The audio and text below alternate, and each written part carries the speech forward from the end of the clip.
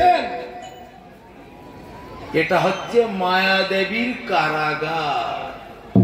আর কারাগারের মধ্যে কারা থাকে? জেলখানার মধ্যে কারা যায়? অপরাধী।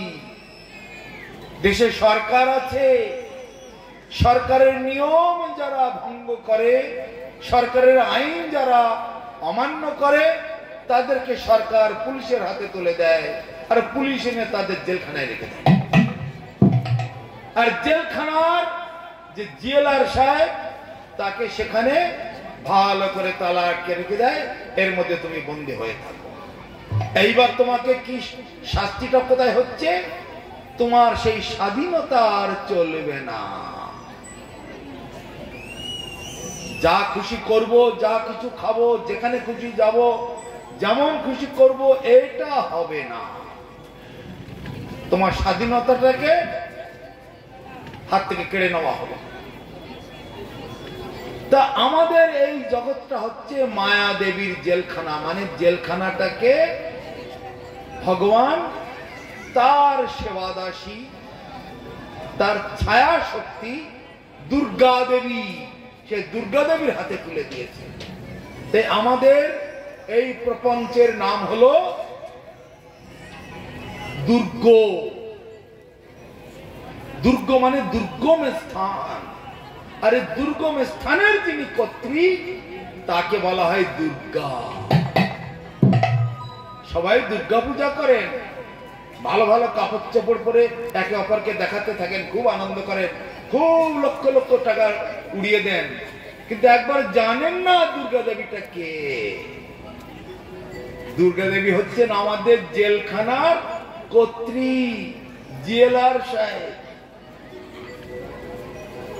তার জেলখানাতে সবাই বাস করছেন, সবাই জেলের কয়েদি। সেই জন্য কারো মনে শান্তি নেই। কয়েদিরা কি শান্তি পায়? জেলখানার মধ্যে যত কয়েদি আছে, সেই কয়েদিরা কি কেউ শান্তি পায়? জেলখানা তো শাস্তির জায়গা। এই যে এক্ষুনি বললাম, কৃষ্ণ বহির্মুখ হইয়া ভগবান চা করে, নিকটস্থ মায়া তারে জাপটিয়া ধরে।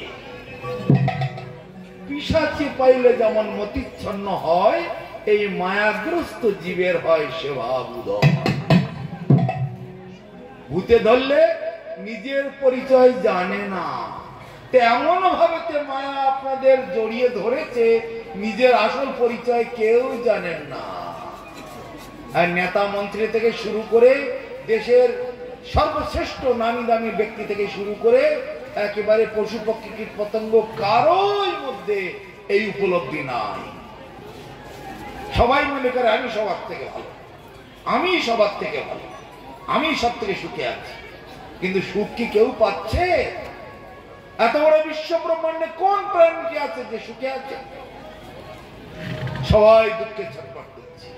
কি মানুষ, কি জঙ্গলের পশু, কি জলের বসবাসকারী মৎস্যগুলি, কি কীট পতঙ্গ, কি অন্য যে কোনো পশু পাখি, কারো সুখ নেই। যে কোনো মুহূর্তে মৃত্যু তাকে গ্রাস করতে যাচ্ছে। তাহলে সুখটা কোথা থেকে হলো? সুখটা আর কোথা থেকে পেল সে? সুখ একমাত্র আছে সুখের জগতে। তাই আমরা বা আমাদের প্রয়োজন সেই আসল সুখকে জানা। সুখের স্বরূপ, আনন্দের স্বরূপ, রসের স্বরূপ, শান্তির স্বরূপ তিনি হচ্ছেন সেই রসবৈষ, অর্থাৎ ভগবান কৃষ্ণ। আর আমরা হলাম সেই অমৃতময় বস্তু, রসময় বস্তু। কৃষ্ণ তাঁর ক্ষুদ্রাতি ক্ষুদ্র অংশ। তাই উপনিষদ বলছে, শ্রীনন্ত বিশ্বে অমৃতস্য পুত্র। এই সৃষ্টিময় জগতেতে অমৃতের সন্তানগণ তোমরা এসেছো অমৃতকে আস্বাদন করতে। অমৃত, ভালো করে শুনবেন শব্দটি। অমৃত মানে ভালো খাওয়ার, ভালো সুস্বাদু জিনিস তা নয়। অমৃত, যেখানে মৃত্যু হয় না, মৃত্যু নামক কোন বস্তু নাই। সেই অমৃত লোক। সেখানে মরণ টরণ বলে কিছু নাই, সেখানে জন্ম হয় না, মৃত্যু হয় না, রোগ ব্যাধি হয় না, বুড়ো হয় না। কৃষ্ণের বা কৃষ্ণের সঙ্গীগণের কারো বৃদ্ধ অবস্থা দেখেছেন নাকি? সবাই আল চন্দ্র কলসাদবন মাল্য বংশী রত্নাঙ্গদাম প্রণয় কলিকলা বিলাসম শ্যামং ত্রিভঙ্গ ললিতম নিয়ত প্রকাশম গোবিন্দমাদি পুরুষহং তমং ভজামি। সব সময় চিরযৌবন। 5টা রাশিতে ভগবানের ওখানে সেবা চলছে গোলক বৃন্দাবনতে। শান্ত, দাস্য, সখ্য, বাৎসল্য, মধু।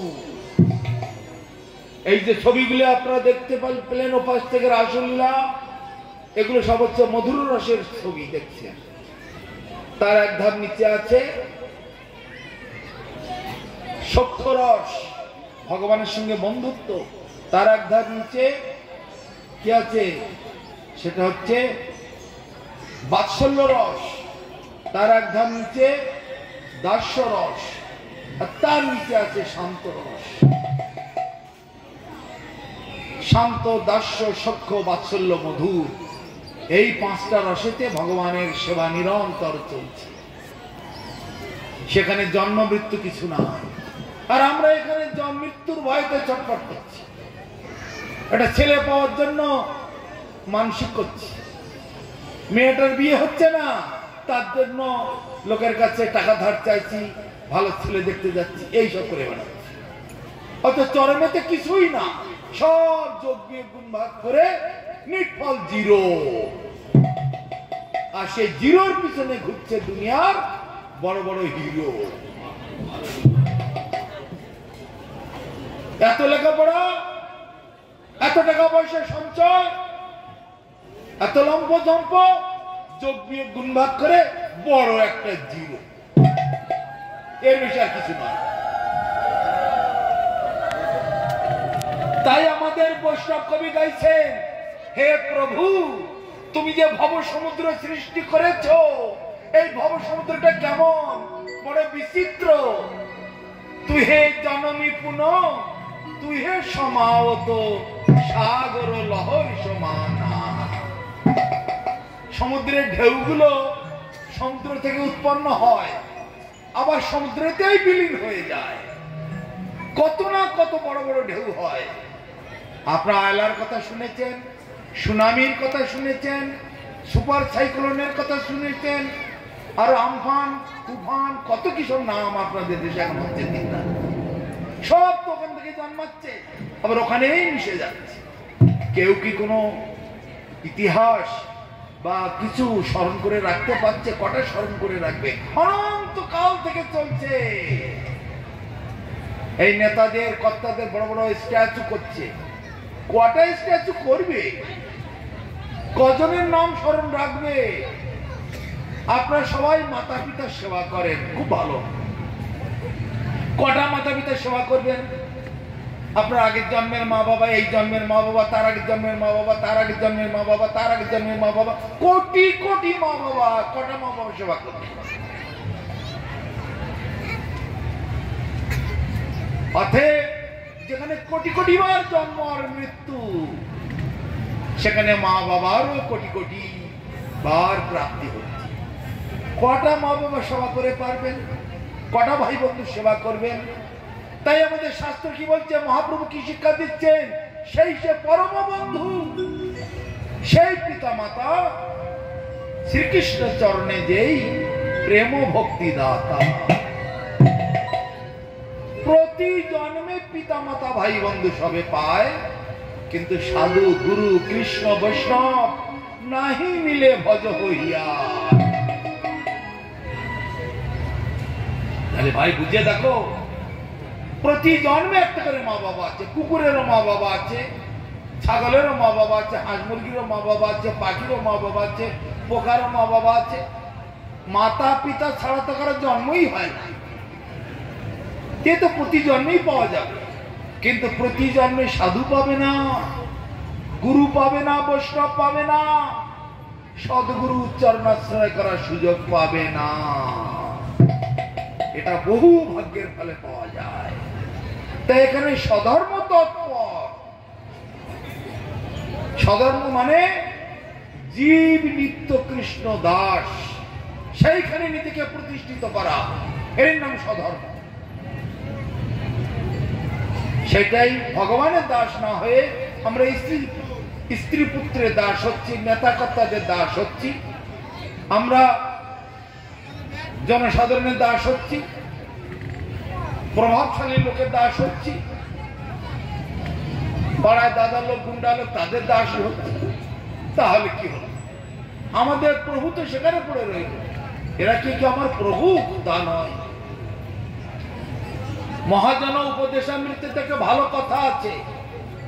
যত নিশাচর প্রাণী আছে দেখবেন, ছুঁচো, কেউটে, চামচিকে, বাদুড়, রাত্রিতে যারা বেরোয় তারা ওই অন্ধকার রাত্রিতে তো বেরোয়, ওই জোনাকির আলোগুলোকে দেখে ওইগুলো ওরা গ্রহ নক্ষত্র মনে করে। তা জোনাকির আলোগুলো কি গ্রহ নক্ষত্র? কিন্তু এই নিশাচর প্রাণীগুলি, এদের কাছে জোনাকির আলোটা হলো গ্রহ নক্ষত্রের মতো। তেমনি জগতের অজ্ঞমূর্খ মানুষের কাছে এই সকল প্রভাবশালী লোকগুলি তাদের কাছেও গ্রহ নক্ষত্রের মতো। ওরে বাবা, এরাই কর্তা, এরাই ভগবান, এরাই প্রভু, এই তো। কিন্তু জগতের পিতা হলো কৃষ্ণ। যে না ভাজে বাপ, পিতৃদ্রোহী পাতকীর জন্মে জন্মে তা। তাই আমাদের স্বধর্ম কি? জীব নিত্য কৃষ্ণ দাস, ভগবানের সেবা করা, তার দাসত্ব শিখানো, একে বলা হয় স্বধর্ম। আর যিনি স্বধর্ম থেকে ভ্রষ্ট হয়ে যান, পথভ্রষ্ট ব্যক্তি বা মতভ্রষ্ট ব্যক্তি, তাদের নানা মত। পথ যদি কোথাও যাচ্ছেন, আপনি পথ হারিয়ে ফেলেছেন, তখন কি গতি হয়? একবার এদিকে যাচ্ছেন, একবার ওদিকে যাচ্ছেন, একবার সেদিকে যাচ্ছেন, একবার ওদিকে যাচ্ছেন, হয় কি না? পথ হারিয়ে ফেললে কোন গন্তব্যস্থলে কোন আত্মীয়ের বাড়িতে যাচ্ছেন, হঠাৎ পথ হারিয়ে গেল, বারবার ঘুরুঘুরি করেন এদিকে ওদিকে সেদিকে, হয়তো। তাহলে পথভ্রষ্ট ব্যক্তি যেমন নানা দিকে ঘোরাঘুরি করে, তেমনি ধর্মভ্রষ্ট ব্যক্তি তারাও কেবল ঘোরাঘুরি করে, একবার এই মতে, একবার সেই মতে, একবার ওই মতে। আরে যে দেশেতে নিত্যানন্দ প্রভু এসেছেন, মহাপ্রভু এসেছেন, সেই নিত্যানন্দকে চিনল না, মহাপ্রভুকে চিনল না। কোথায় তারা? কি যেন হচ্ছে? ওই ভবনে যাচ্ছে।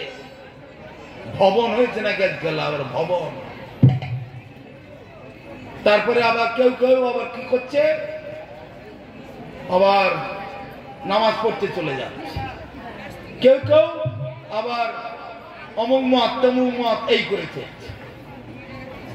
তা যাদের নির্দিষ্ট পথ বলে কিছু নাই, পথভ্রষ্ট ব্যক্তি যেমন নানা পথে ঘোরাঘুরি করে, তেমনি মতভ্রষ্ট ব্যক্তি নানা দিকে নানা মতে ঘোরাঘুরি করে। কিছুদিন ওদিকে থাকার পরে আবার ও দলটা ছেড়ে দিল, আর এক মতে গিয়ে ঢুকলো। আবার কিছুদিন সেখানে থাকার পরে সে মতটা ছেড়ে দিল, আবার আর এক মতে গিয়ে ঢুকলো। আবার কিছুদিন সেখানে থাকার পর আর এক মতে গিয়ে ঢুকলো। তার মানে যখন যেদিকে সুবিধা পাওয়া যায় সেই দিকে ছুটল। এটা হলো এক ধরনের সুবিধাবাদী। এটা পরমার্থ কিছু হলো না, নিজের আত্মকল্যাণ বলে কিছু হলো না। এ তো আমার সর্বস্ব গেল, একুল উকুল দুকুলই চলে গেল।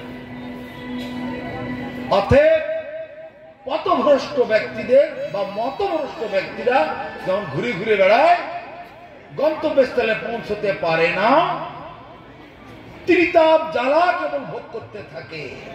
তদ্রূপ এই জগতে যারা নির্দিষ্ট পথ, জীবের পরিচয় কৃষ্ণের নিত্য দাস, এটা যে বোঝে না, সে কেবল ওইভাবে ঘুরে ঘুরে বেড়ায়। কবু স্বর্গে, কবু মর্তে, নরকে বা কবু, কবু দেব, কবু দৈত্য, কবু দাস প্রভু। কবু রাজা, কবু প্রজা, কবু বিপ্র শূদ্র, কবু সুখী, কবু দুঃখী, কবু বা কীট ক্ষুদ্র।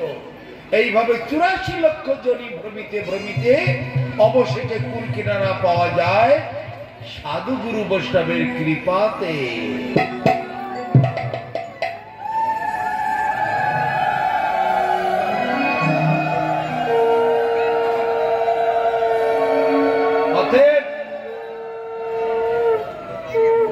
আমাদেরকে পথভ্রষ্ট হলে হবে না,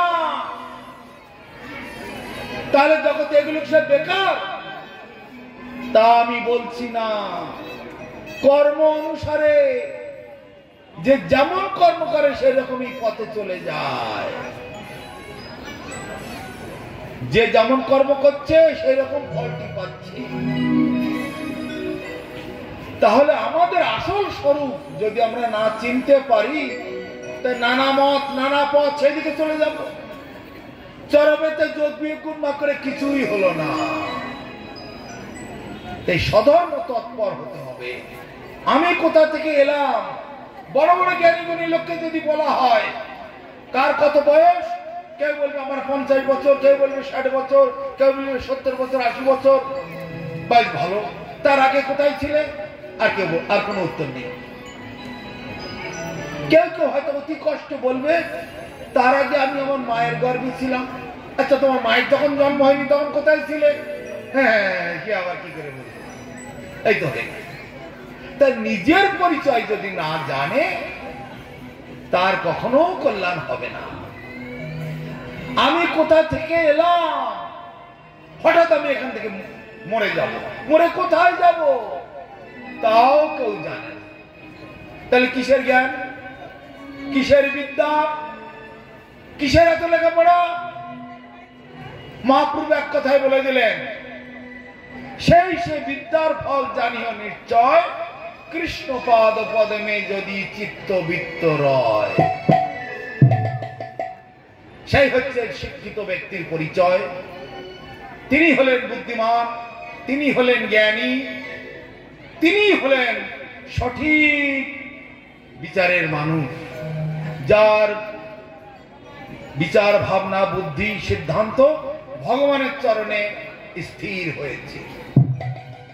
কলিযুগের ধর্ম হরি নাম সংকীর্তন, তাহা বিলাইতে প্রভুর নদে আগমন। হরের নাম, হরের নাম, হরের নামই কেবলম, কলম নাস্তেব নাস্তেব নাস্তেব গতির অন্যথা। তারপরে নানান পথ মত বলে যারা দেখছেন জগতেতে, এগুলো সব আমাদের ভ্রম, ভুল ভ্রান্তি। এগুলো যেমন বিচার করুন, বিশাল একখানা গাছ, বিশাল একটা বটবৃক্ষ ধরুন, একটা গাছের তো একটাই গোড়া হবে, কি একটা বকুল গাছ, কি একটা আম গাছ, গোড়া তো একটাই নাকি না 10টা গোড়া হয়? কিন্তু গাছে লক্ষ লক্ষ পাতা আছে, কোন পাতার সঙ্গে কোন পাতার মিল নেই, কোন পাতার সঙ্গে কোন পাতার কিন্তু যোগাযোগ নেই। তা যোগাযোগ যখন নেই, তাহলে সেই পাতাগুলো কিভাবে লেগে আছে? ছোট ছোট শাখার মাধ্যমে লেগে আছে। সে ছোট শাখাটা বড় শাখার সঙ্গে লেগে আছে, বড় শাখাটা আরো বড় শাখার সঙ্গে লেগে আছে, আরো বড় শাখাটা আরো বড় শাখার সঙ্গে লেগে আছে। চরমেতে দেখা যাচ্ছে সমস্ত পাতাগুলি গাছের গোড়ার সঙ্গে কিন্তু সংযুক্ত হয়ে আছে। তেমনি জগতে কোটি কোটি জীব দেখছেন, এরা বলছে আমরা হিন্দু, ওরা বলছে আমরা মুসলমান, ওরা বলছে আমরা বৌদ্ধ, ওরা বলছে আমরা ইহুদি, ওরা বলছে আমরা শিখ, আমরা জৈন, আমরা আব্রাহাম, আমরা অমুক তমুক, কত কথা বলে বেড়াচ্ছি। কার সঙ্গে কারো যোগাযোগ নেই, কিন্তু গোড়ার সঙ্গে সকলের যোগাযোগ আছে। যেমন একটা মেলা দেখছেন, ওখানে দেখো লাল আলো, ওই দিকটা নীল আলো, ওই দিকটা সবুজ আলো, ওই দিকটা সাদা আলো, ওই দিকটা বেগুনি আলো, ওই দিকটা হলুদ আলো, কিন্তু সমস্ত আলোগুলো কিন্তু পাওয়ার হাউসের সঙ্গে যুক্ত হয়ে আছে। পাওয়ার হাউসের মেন সুইচটা যখন বন্ধ করে দেবে সারা মেলাটা অন্ধকার। বলুন তাই কিনা? তেমনি সকলের পিতা কৃষ্ণ, জেনা ভজে বাপ পিতৃদ্রোহী পাতকীর জন্মে জন্মে তা।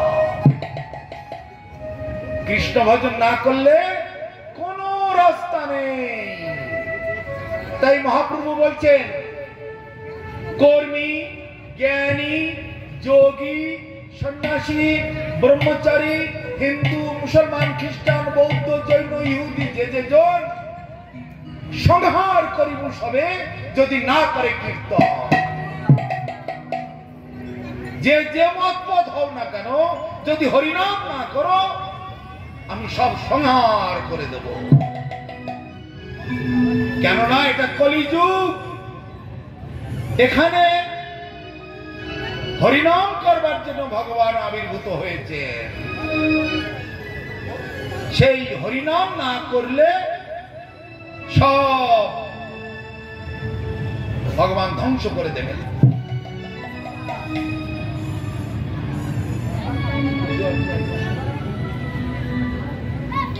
অতএব হরিনামটাই করতে হবে। তাই আমরা হরিনাম সবাই করব। কথা অনেক আছে এখনো।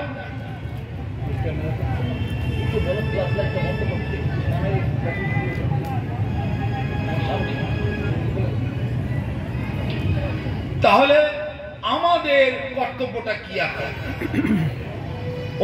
ওরা যে অমুক মতের লোক, ওরা যে তমুক মতের লোক, ওরা যে সেই মতের লোক, এই মতের লোক, এই মত সেই মত ওই মত বলে কিছু হয় না। এগুলো সব কর্মফল, পূর্ব জন্মার্জিত কর্মফল। ধাবতী ধাবমা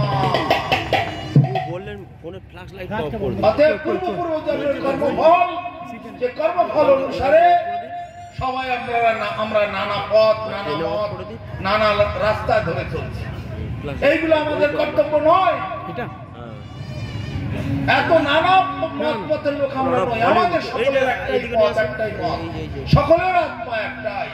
হিন্দু হন, মুসলমান হন, খ্রিস্টান হন, বৌদ্ধ হন, ভেতরের রক্ত সকলের এক। হসপিটালে গিয়ে যখন রোগী ব্লাড দিতে হয় সেখানে লেখা থাকে এটা হিন্দু রক্ত কি মুসলমান রক্ত? লেখা থাকে কিছু? বাজারে যখন মাছ কিনতে যান, মুরগি কিনতে যান, এটা হিন্দু মুরগি, ওটা মুসলমান মুরগি, খ্রিস্টান মুরগি, বৌদ্ধ মুরগি, এরকম কিছু থাকে?